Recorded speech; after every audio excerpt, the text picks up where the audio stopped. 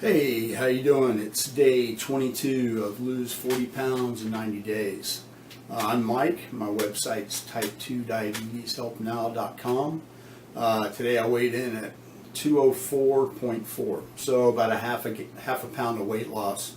That's good. Anytime I lose weight from the day before, it's a good day.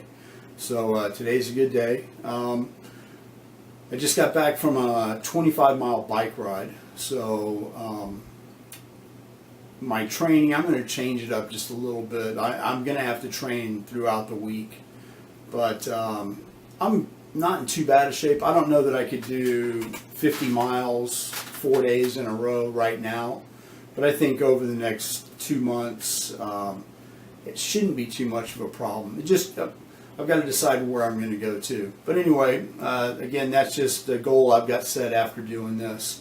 And basically what I'm doing is I'm combining the NutriBullet and the paleo diet and trying to lose weight. And so far so good. It's not as fast as I want it to be, but I've done some reflection back on when I've used a paleo diet or when I've used a Food Lover's diet. You know, it's not just rapid weight loss. You know, it's gradual. This is actually probably a little faster than what many doctors might recommend, but who cares? I'm not really interested in anything but knocking off the 40 pounds in 90 days, and I'll get there. I'll get there. I'm not going to saw a limb off. I know that, so I have to get there. But I'm going to starting tomorrow. I'm going to start researching a little bit more about the paleo diet. I'm doing what it says you can do. For the most part, I've told you about the power bars, and I do some non-dairy creamer, those kind of things. But I kind of want to delve into that a little bit more and just find out what it is that might hinder the diet, what might speed it up a little bit, things like that. And I know they have a meal plan in there for, I don't know if it's 30 days or what, for the rest of your life. I'm not real sure. I don't have the time really to do a meal plan. That's why I like the NutriBullet so much, is you can put all your fruits and vegetables in there. I get way more than 5 servings of fruits and vegetables a day. I get a ton. You know, I probably get 15 or 20 servings, and I like it. It tastes good, and I'm able to eat. I don't know that I'd ever really eat kale unless I put it in a blender. Spinach, I like spinach, but kale's something that I wouldn't normally eat. If it was chopped up real fine into a salad, I would probably notice it because I'm sure it's really bitter. And, I like stuff that tastes good.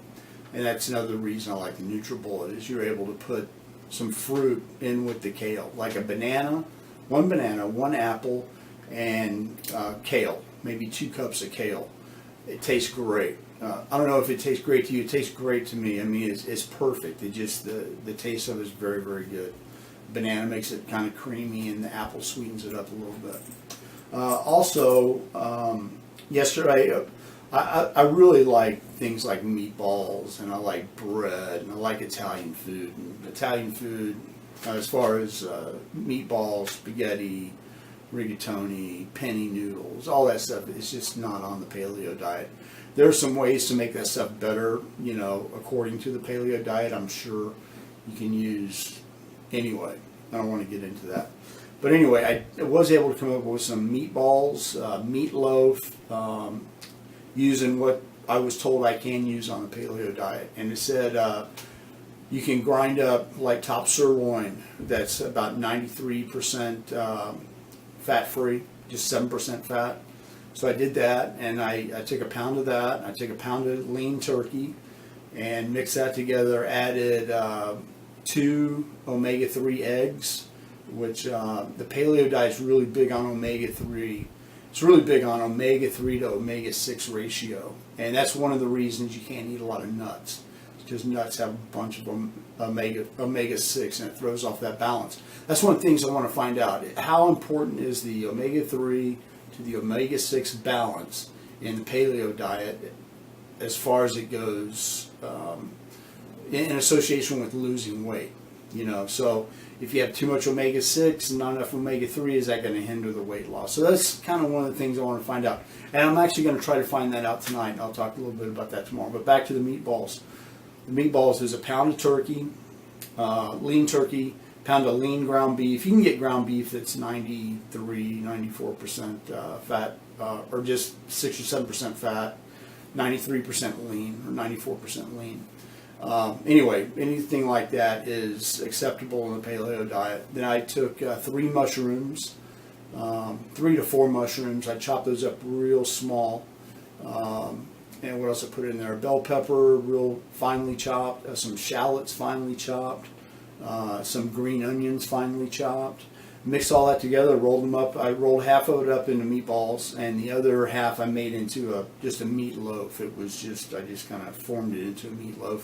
Cooked the meatballs for about a half hour to 40 minutes, and the meatloaf took about an hour. About every 10 or 15 minutes, I would have to drain off the juices from the meatloaf, and I just used a really shallow pan, so I was able to just pull it out with a couple oven mitts, drain off the juice, and then let it cook. I think I drained it twice, maybe 3 times, but I think it was just twice that I drained it. And the whole time I'm doing this, I chop up some shallots pretty fine, green onions fine, and you can put whatever you want into them. I also put garlic in it, and then some garlic, and then I take Roma tomatoes, and I go and I find the reddest Roma tomatoes I can find. And the reason I do that is because the redder the tomato, the redder your sauce is going to be. And I just chop those up, and for that whole hour I was basically just stewing those tomatoes. And I'd take a mashed potato grinder or whatever, that thing looks like a waffle on the end of a stick, and I was just mashing up the tomatoes, and I did that the whole time the meatloaf cooked. Take that back. I did it for about 45 minutes, and then I took half of the sauce and put them in with the meatballs, and I took the other half of the sauce and put it on top of the meatloaf, and then baked that sauce on top of the meatloaf for another 15 minutes. And it's not the best meatballs in the world. It's not the best meatloaf in the world. It's not the best sauce in the world, but it is something that you can make and still be in accordance with what the paleo diet says you can and cannot eat. So anyway, that's something.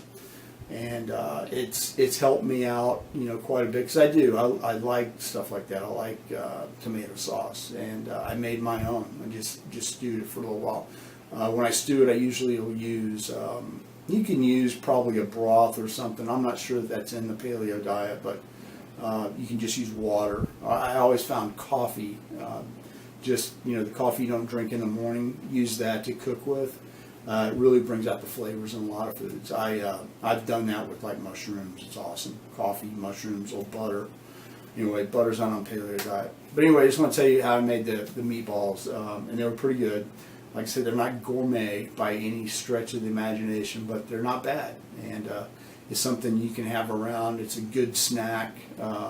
They travel well if you got to, take them in your lunchbox or whatever when you go to work or school. Okay, that's it. I'm going to knock down the NutriBullet. I'll see you in a second.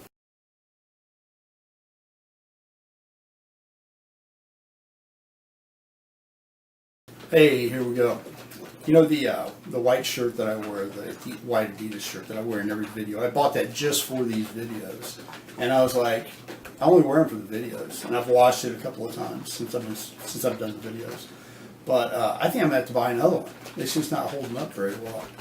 Anyway, here's my today's NutriBullet shake. It's got 2 beets in it, strawberries, mango, and pineapple. So, got a nice mid-afternoon shake. Here's to you.